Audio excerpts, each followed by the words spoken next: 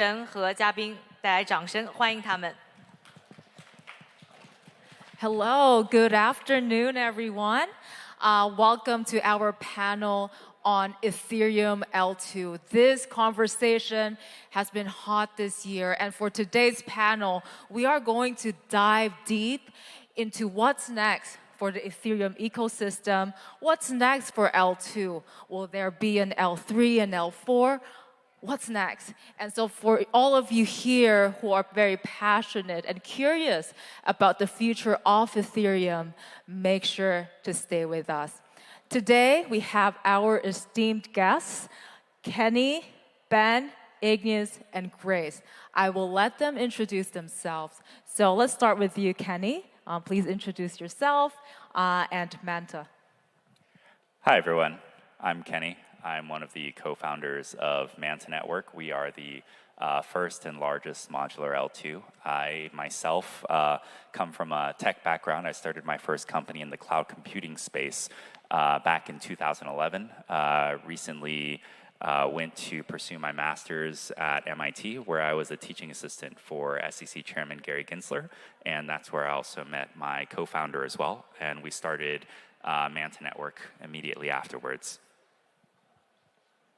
Thank you, Kenny. Ben?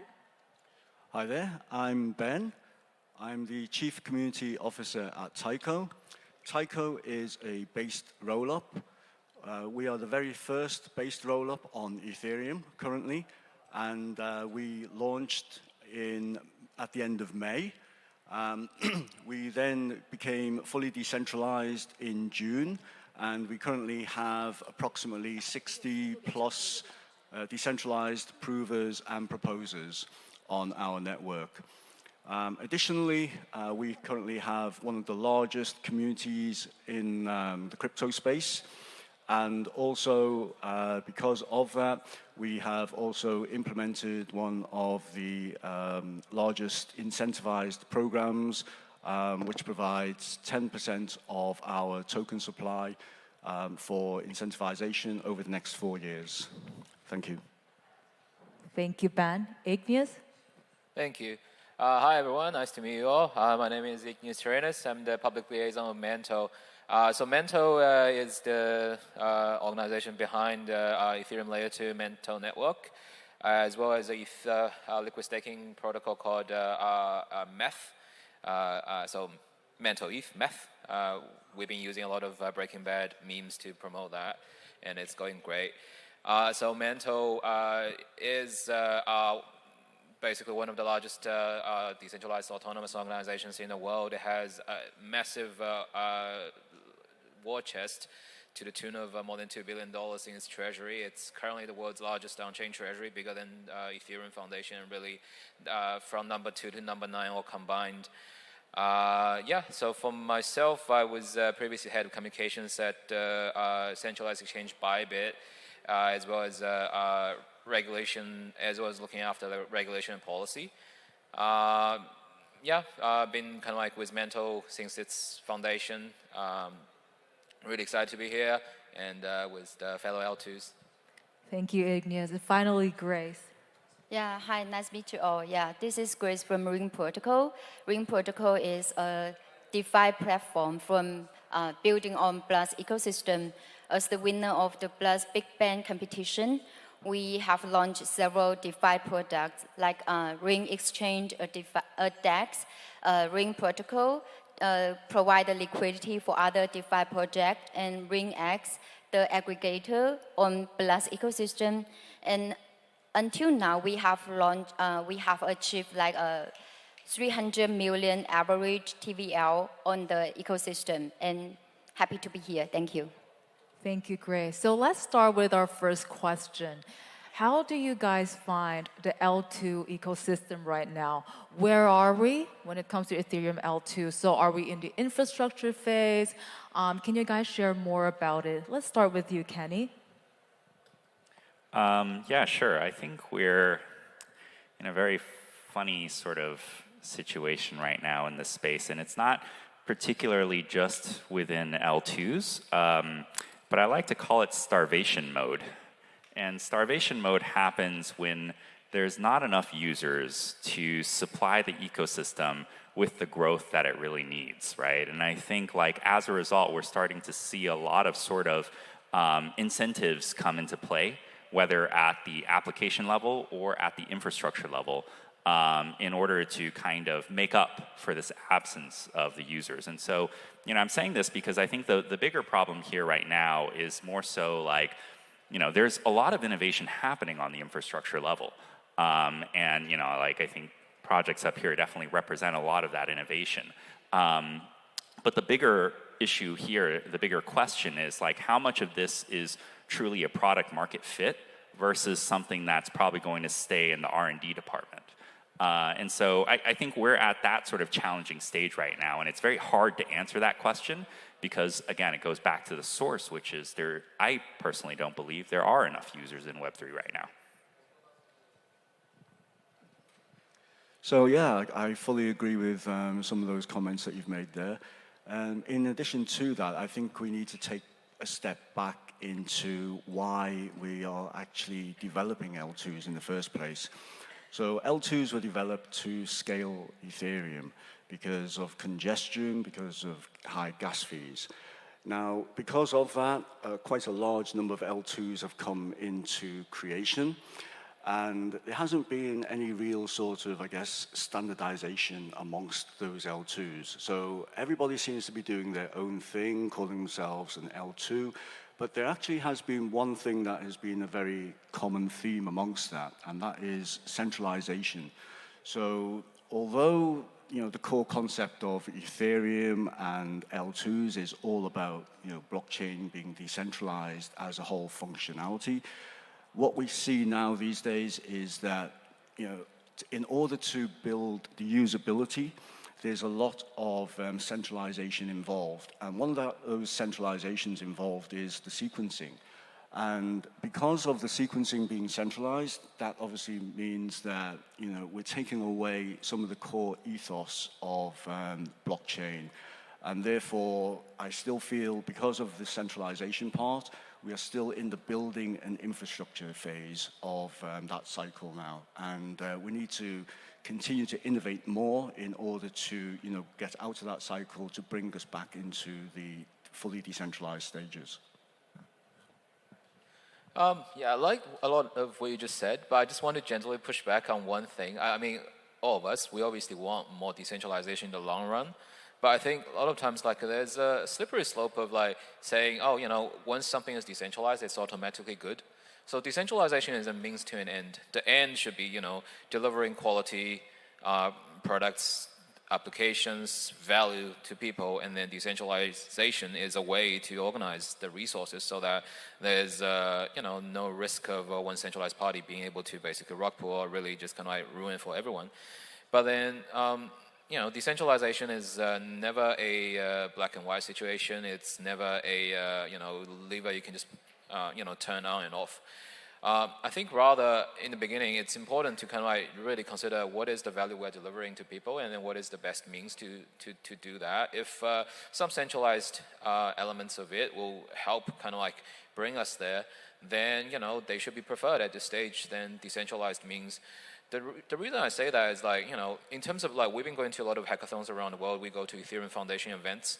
The level of enthusiasm in developers never dipped. And when you look at kind of like Ethereum's latest, one of the latest upgrades, Chapella, they actually, not Chapella, but the one with blobs, it actually more or less gave its support for layer 2s. And now layer 2s, like in terms of transaction cost, it's almost dirt cheap. It's actually cheaper in most cases than even Solana. But why is Solana kind of like stealing the thunder? It really is just like, it is delivering what people want.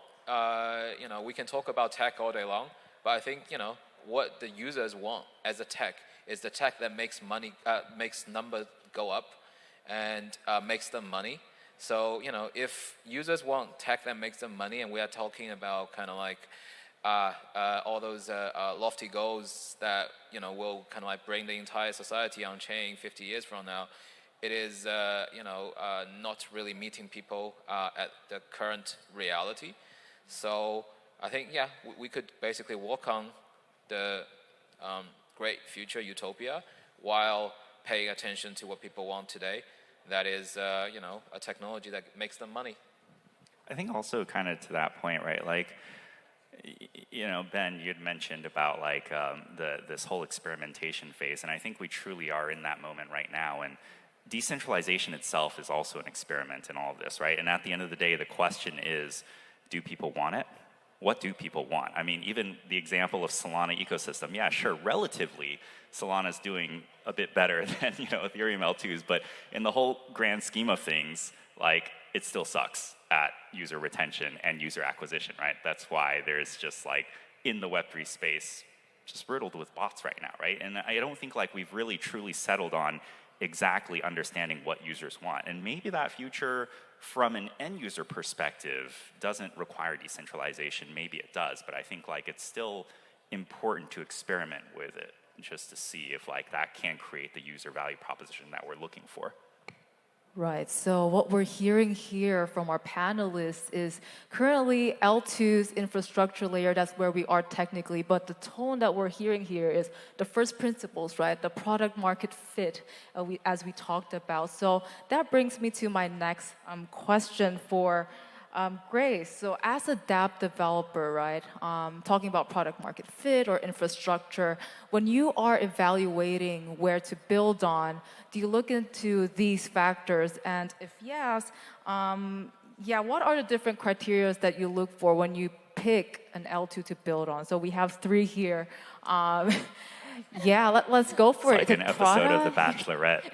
Yeah, I can just share some like factors we could consider about. I think the first one is like the technology mature and security, which is the essential factor for our dApp to operate.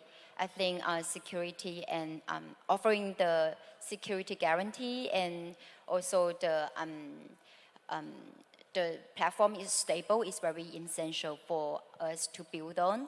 And the second one is I think the cost fee and the efficiency, because layer 2 is like you need to provide more from the layer 1 and to attract more users. And so the lowest fee cost and the high efficiency speed is quite important. And the last one is I think the official ecosystem support and like airdrop or rewards for the official one to build a community together and also attract more dApp to build on this chain together to make the profit possible. Yeah, so that's it. I think most important like that. Thank you. Awesome, Grace. So Grace shared with us 3 criteria. Now we are going to spice this panel up a little bit by going that bachelorette theme, right? So now we have 3. It's really an honor to have 3 of the most prominent L2s here with us today. And so let's take a few moments now for the 3 of you. Imagine that Grace is your client. And now I want you 3 to share all about your L2s and what are your competitive advantages. So let's start with Manta. Kenny? It always has to start with me. We should go backwards. Because you're right beside me. All right. Well, Grace, first of all, everything that you just mentioned, right? I feel like all of us have these attributes, right? Like, I'm surprised that you went through this and you decided, Blast is the perfect boyfriend. But in reality, right? I think like all of us kind of fit that criteria. I think like the biggest issue right now in the Web3 space, again, going back to that sort of starvation mode, is around user acquisition and growth of your application in such a, I guess, funny time in the industry. And so one of the things that we see a lot of these projects in the Manta ecosystem coming to us for is, apart from grants, which everyone is kind of looking at grants, is also the marketing support, the go-to-market strategy, connections to the network, right? And like we've already built this support side from our core team into a whole cookie cutter strategy. And it's been massively successful for a lot of different applications in the ecosystem, right? Like I think we started working with, for example, Stakestone very early on, and I think like Stakestone is such an amazing project, and we were able to pick them up and help them get that marketing, get that exposure that they really needed to get them to where they are today, right? Same with Mountain Protocol, which recently raised from, I think, A16Z, Coinbase, several very prominent investors, right? Also starting with us, right? To give them that sort of marketing platform. And so we have a formula for helping the right projects become as successful as they can be, right? But at the same time, it's not some type of one-size-fits-all thing, right? And so like if you are sort of the right team and we do have that sort of match, then I think it's worth exploring this opportunity with us and seeing what we can do to help you guys with getting to that audience reach that you're looking for. Wow, great. Thank you.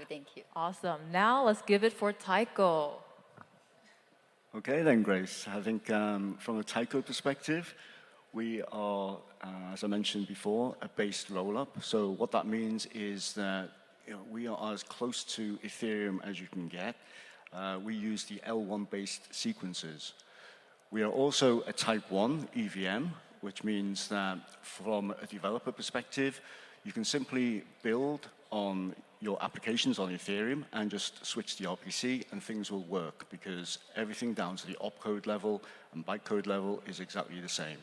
So from that perspective, what you're really looking at from an engineering and developer perspective is the efficiency and the timing that you actually need to develop your applications.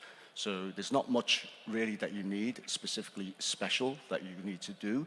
All you need to do really is build on Ethereum and things will just work on Tycho from that perspective. Attractive. Thank you. Thank you, Ben. Thank you. Now from Mantle Network, Ignis. Yeah. I think the suit is kind of like a disadvantage for us. No, like I think kind of like one thing we talked about the criteria, and I think Kenny addressed it really masterfully. But I think at the same time, when we look at kind of like the criteria, people like pro and con lists, it's usually for them to find out a way to kind of make the rejection easier. When like say it's a human resource as a recruiter, they don't kind of like find a candidate who fits all the criteria. They rather use this criteria to filter people out, and I think that's sort of like true in dating as well. Like really, like when you see something that you like, all the criteria just goes out of window. But when you see something that is missing, how you kind of like rationalize it is, because this person doesn't make me feel secure enough, or this blockchain doesn't have a cost-efficient way of rolling up their data. So I think the best way to kind of like tell the mental story is really just like the successes that we had this year alone. So some of the largest names of the crypto space this year include, of course, Eigenlayer, Ondo, which is a giant in RWA space, and then they have partnerships with BlackRock, and also Ethena, which is the leading synthetic dollar project that kind of like really captures people's imagination. And all three of them basically received support from Mantle early on. So Eigenlayer, before everyone even heard of them, we started working with them more than a year and a half ago. And Mantle's data availability layer actually is based on Eigenlayer. It's a data availability solution called EigenDA. And we've been closely working with the team for 18 months now. As for Ondo and Ethena, basically, we started working with them when they had no TVL, when they had no go-to-marketing strategy. Of course, these are brilliant people with brilliant ideas. But what Mantle has, almost an unfair advantage, other than our great team, our great ecosystem growth team, is also we have a very large treasury. So basically, we can provide hundreds of millions of dollar liquidity to Ondo. Ondo, if you look at the token prices, it's doing great. But vast majority of its liquidities are Mantle, because Mantle can provide those through its treasury. And with Ethena as well, Ethena is able to list on Bybit and be used not just listing the token, but used as collateral on Bybit, which is the second largest spot and derivatives exchange in the world. and it also graces the Formula One Rebel racing car, if any of you are Formula One fans here. But you can use Ethena, synthetic dollar, as collateral on Bybit. This is just unheard of in stablecoin projects or similar, other than USDT and USDC. And this is the level of support. This is how much we will go to bat for people who work with us. And we are part of their success, and they're part of our success. So I think, there's no better way to sell one story than to show how they really went to bat for their partners and really become a part of their partners' success. Well, thank you, Ignace. Yeah, sounds a lot of resources I can ask for. And for my personally, I used Mantle before, so the gas fee is quite low. Yeah, and I would try to use it again. Amazing. So Grace, does that mean Mantle? No. Actually, can I take all? Yes. So what's in common about all of us here today, right, is this belief and this trust in the Ethereum ecosystem. And I think that is right. All three are, are credible, trustworthy, reliable, and safe. So that's a beautiful way to end this question. And now I want to bring our conversation to beyond L2, right? So for the three of you, and of course, Grace, if you want to share as well, will the major L2 projects compete in the L3 track? Do you guys see L4, L5? What's next? So let's start from Ignace, from your side now. Thank you. You're welcome. No, I think it feels kind of like the natural sort of it would just cascade onto L3, L4. But to be honest, for us, L2 itself is a means to an end. We also have a liquid staking protocol, Mental LSP, and so the rewards accumulation token. So basically, our version of staked ETH is called METH or METH, and our governance token, upcoming governance token, is called Cook. So you can see who is the wordsmith here. But we don't see we are trying to build an L2, or we are trying to cook meth. What we are trying to do is to be I'll use a food analogy. So the humble but crispy golden fry. People may like fry for themselves, but I see it as the perfect delivery system for the juicy, sweet goodness that is ketchup. Ketchup's what people want. It's the money they can earn, the yield they can derive from this. And what we are trying to build is the perfect delivery system for that sweet goodness that is number goes up, that is make the blockchain, the technology that makes you money, that is your passive yield, whatever. And as of now, what we see in where most of the developer resources are is in Ethereum. Users may be swayed to Solana or whatever, but the vast majority of developer community is on Ethereum. It is the best place to build what you can use to deliver the ketchup, and that is why we built an L2. That's why we built an Ethereum liquid staking protocol, and this is why we are working with other partners to build more things that will ultimately deliver what we promised to deliver. But is L3 a better ketchup? Oh, sorry, a better fry? Maybe not. Sometimes Solana is great, or Base is great, but you don't use a pretzel for the delivery of ketchup. I'm really getting creative with this analogy. So we are gonna just see what at any moment is the best way to make that fry, and we'll just keep making that fry instead of branching out to sushi and pretzel.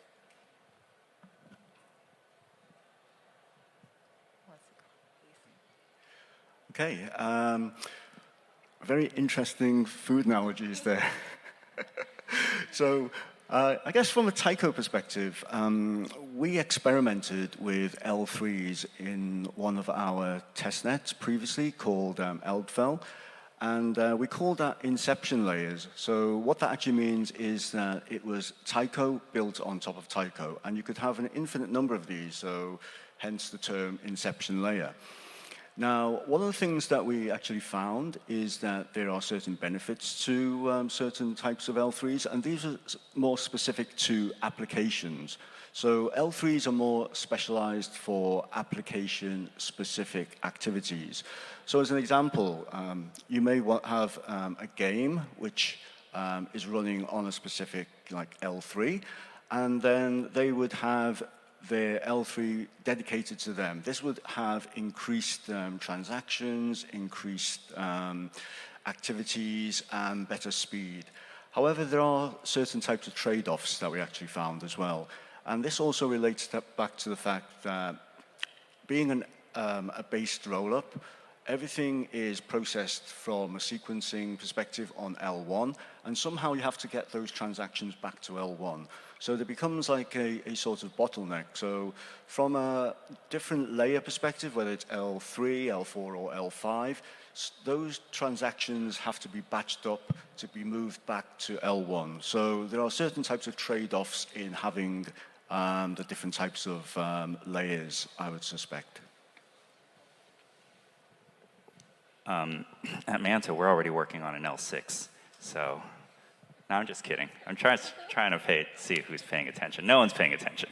Okay, so hopefully this caught your attention. No one wants an L4. No one wants an L5. Are there going to be L4s and L5s? Maybe. I don't know. If the VC gods deem L4s and L5s to be a narrative, then maybe there will be. But in reality, no one cares about that.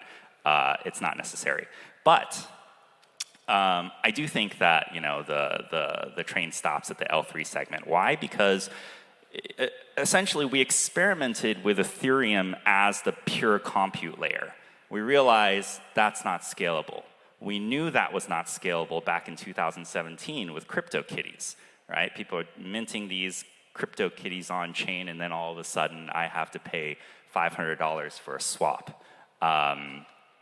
Completely unnecessary, completely unscalable. And so the L2 solution came into play, right? Because that was a problem that was in need of solving. And so now we're in this L2 era. And the L2 era comes with this convenience of deployment because you've got Optimism, you've got Arbitrum, right? Like all with their own native stacks that you can easily fork and deploy, right?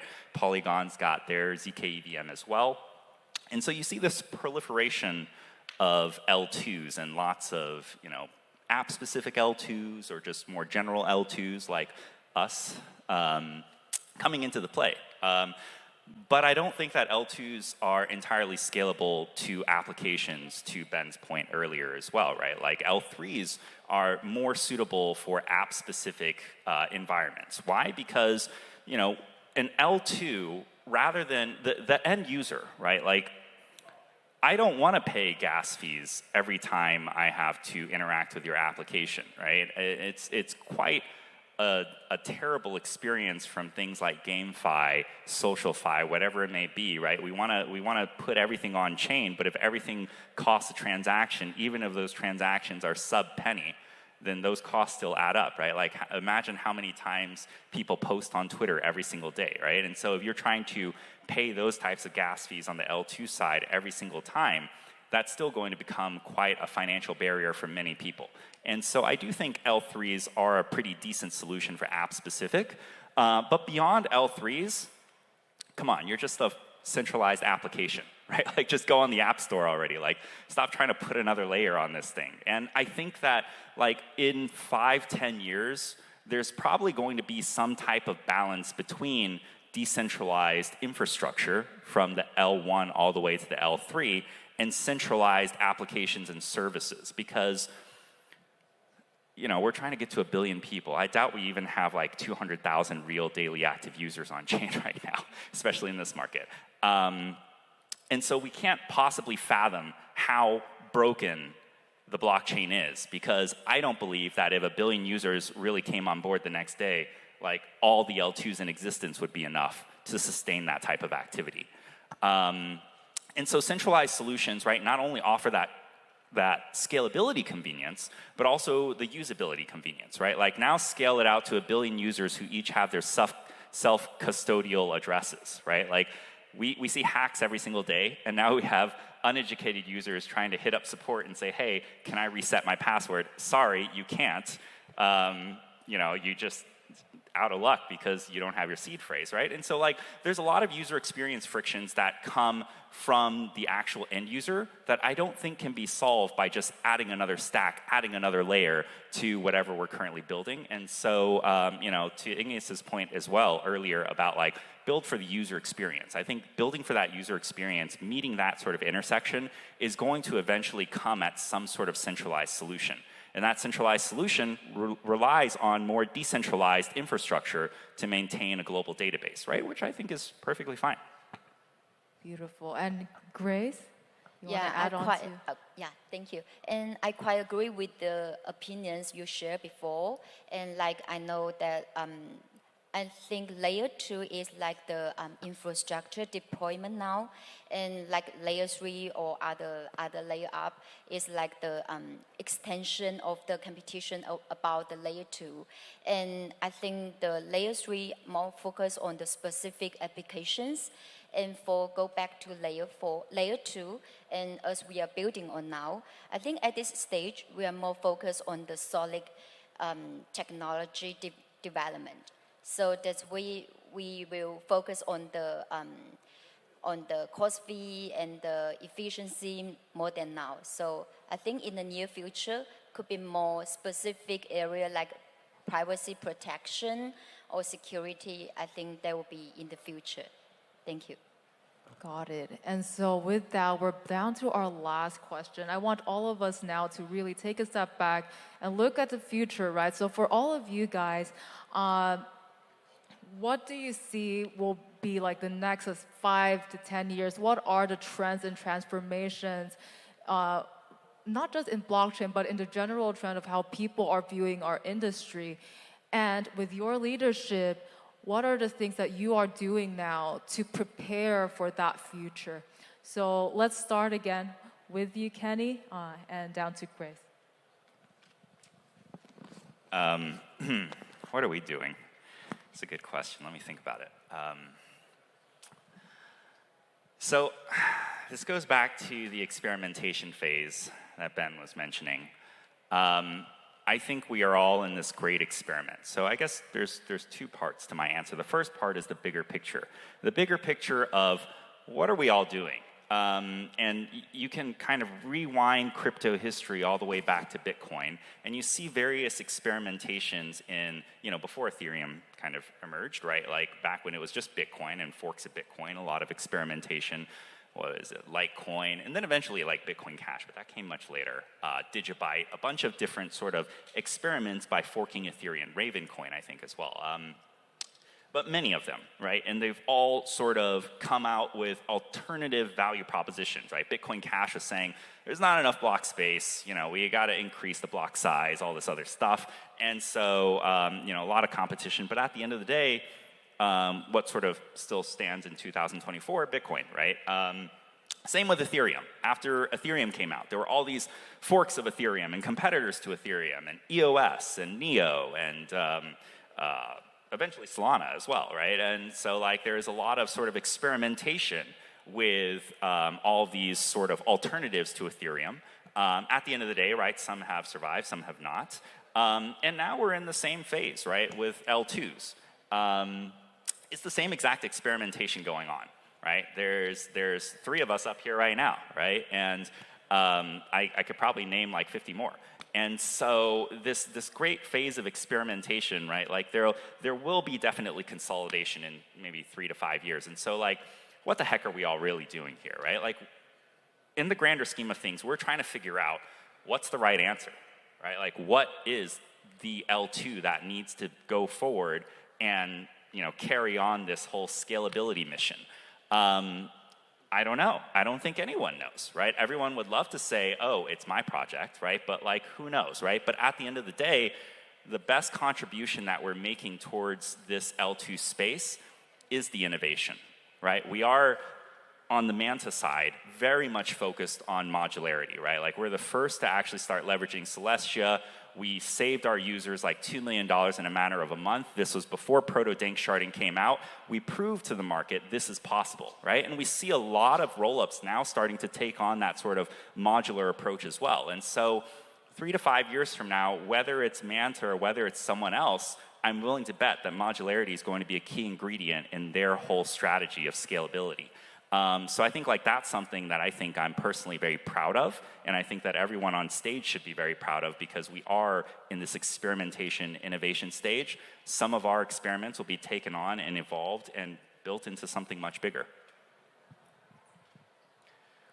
That's a very interesting thought there, and I'll take it back into maybe a technology perspective over the next few months. So I think over the next few months, what we've been talking about recently is about centrality. And the reason for centrality has always been around speed of block times. So a lot of the actual activities are hindered by the fact that block time is 12 seconds. Now, with a recent breakthrough, we now have pre-confirmations, which will be coming in the next few months. And that will be a real breakthrough for technology and all blockchains, because that brings the actual block time down to a few seconds. So, we're talking, MasterCard Visa speeds now, no longer the 12 seconds. So I think that's going to be in the very short term, that's going to happen. Longer term wise, I agree with all you guys about, usability and, the user experience at the end of the day. And we talked about the different layers. At the end of the day, does anybody really care what the layers are? Whether it's a layer 2, layer 3, or anything like that. From an end user perspective, you really want to abstract all of that away. And I feel that, in the long term, that's what we as an industry really, really need to do. We need to take all the complexities out so that an end user just comes on board with whatever they're used to using, log in, and bang, they're straight in. Doesn't matter what network, whether it's a layer 2, whether it's, Manta, Tyco, Mantle, they shouldn't care about it, right? They should just be able to enter a network, play the games that they want, and perform the DeFi activities, earn yield, swap, whatever it is they want to do. And, I think we'll get there in the next few years, but we're far away from that at the moment. Yeah, very insightful, as always.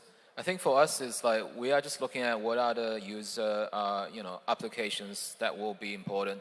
Like, we talk about all the like nice technological advancements in the past years, and when we look at kind of like what is the protocol that earns most money, it's still Tron, because like vast majority of people just want to send money to their friends, and then like people in the US, they have a lot of opinion on like building culture and whatever.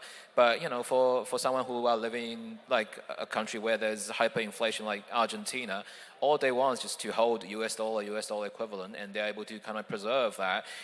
US people in the US, they're like, inflation is so bad, I want to ditch my US dollar. Fiat is servitude, slavery.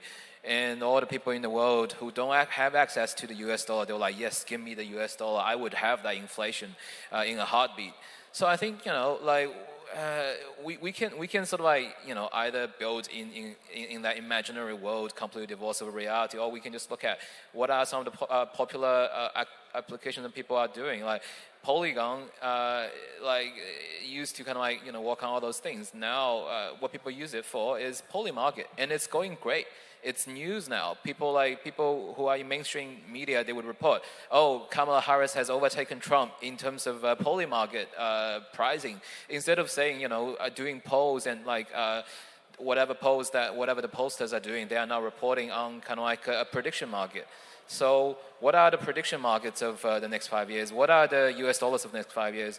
We're trying to build those, and the way we helped, EigenLayer and Ondo and Athena, this is our way of doing it.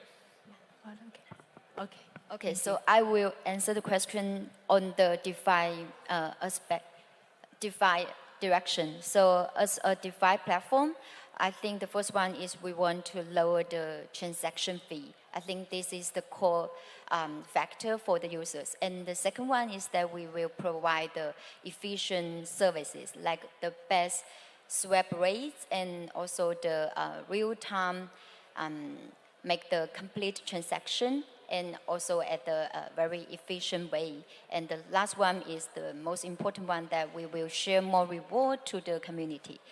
Like we got a lot of gold from the Blast ecosystem and we share to the community totally.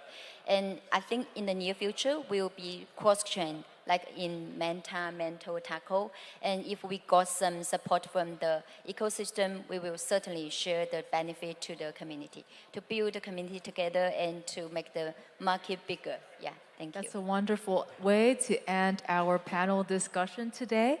Thank you to all our guests and to all the listeners for staying with us the whole time. And here's to Ethereum L2. Thank you, everyone. Thank you. Thank you, everyone. Thank you. Thanks, Cici and our guests for the inspiring discussion. Thank you.